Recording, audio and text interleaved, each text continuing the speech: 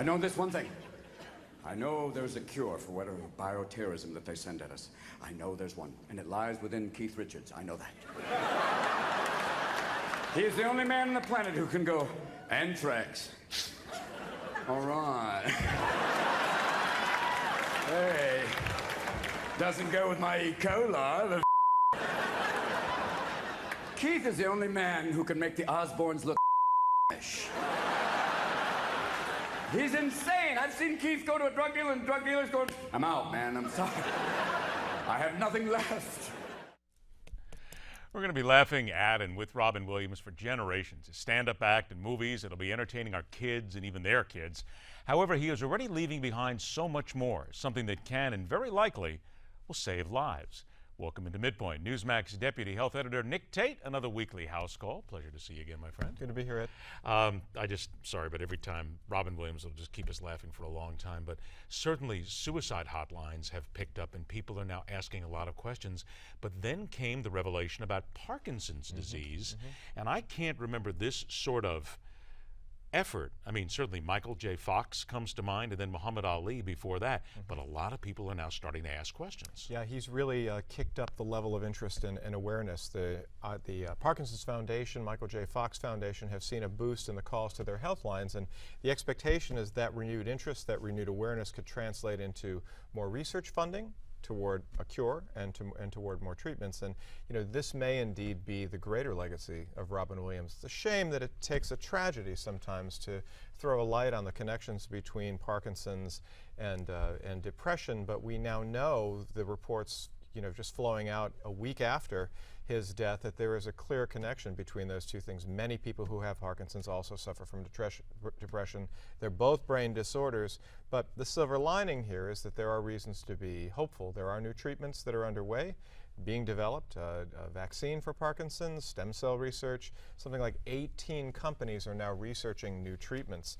For me, it's kind of ironic that just 25 years ago, you may remember Robin Williams was in this movie, Awakenings. And he played a doctor who was treating Parkinson's patients, and it was one of the first cases where we really heard about L-Dopa, which was a game changer in the treatment of Parkinson's. It is still a drug that is a primary treatment, but there's so much more that's being developed, and the truth is that all the awareness that's been given to Parkinson's in the wake of Williams' death may in fact be the greater legacy he leaves. Is Parkinson's there, though, as a disease that doctors are really looking at on a daily basis? Again, I'm not trying to gloss over others, but there's so many diseases that we look at, and doctors are looking at so many things. Is it a priority for the researchers? Well, you know, that's a good question. The big money goes to genetics work, it goes to cancer research, and the truth is that mental health advocates will tell you that mental health has not been given the priority and the attention that it needs. And unfortunately, it takes cases like this sometimes to raise that awareness. I'm just really happy that we're hearing so much about that. I mean, bipolar disorder, depression, Parkinson's disease, the variety of neurodegenerative brain disorders are really starting to come to the fore. And let's hope that translates to research and some new treatments. All right, let's look at the common sense portion of today's show. Chew more, eat less. Right. It literally seems that every time we get together, or any dietitians get together, or doctors, it's always, would you like to lose weight?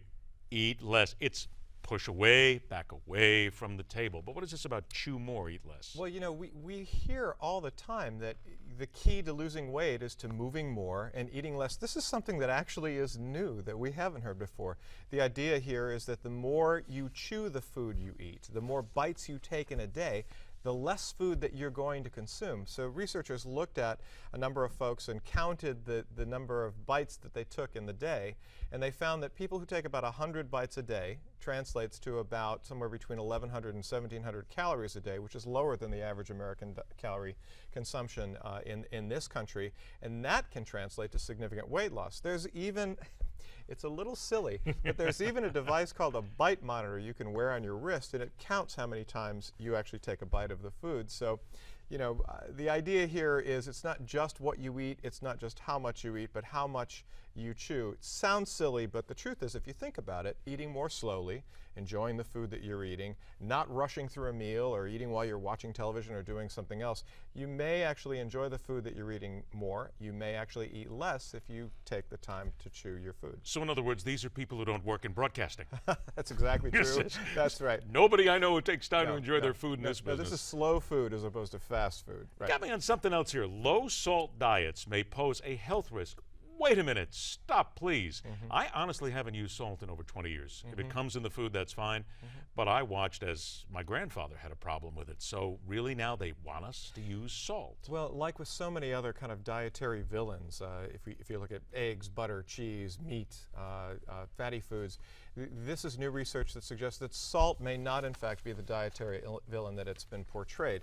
The truth is that people who have high blood pressure or are salt sensitive, they really should be lowering the amount of salt they eat. And we get a ton of salt from processed foods: bread, cold cuts, pizza, poultry, soup, sandwiches, cheese, etc., etc. So for folks who are salt sensitive, like your grandfather, you do need to be very careful if you have high blood pressure. But the truth is, for most of us in this country, we consume between 2 and 4 tablespoons of salt a day, and this new research says for most people that's not a problem. But a lot of it's hidden in the foods that we have, not just what we put on the foods, but if you look at the sodium level on a lot of processed foods, it's ridiculously high. You need to take that into consideration, absolutely. But you know, the other thing that's new about this is they actually found that people who consume less than 2 or 3 tablespoons of salt a day have a higher risk of heart disease. So, you know, all dietary advice we need to take, I'm sorry, with a grain of salt, but you need to talk to your doctor and evaluate your risk of whether or not adding extra salt to your food is really that big a deal, or whether you should be managing what you're doing. All right, 30 seconds left.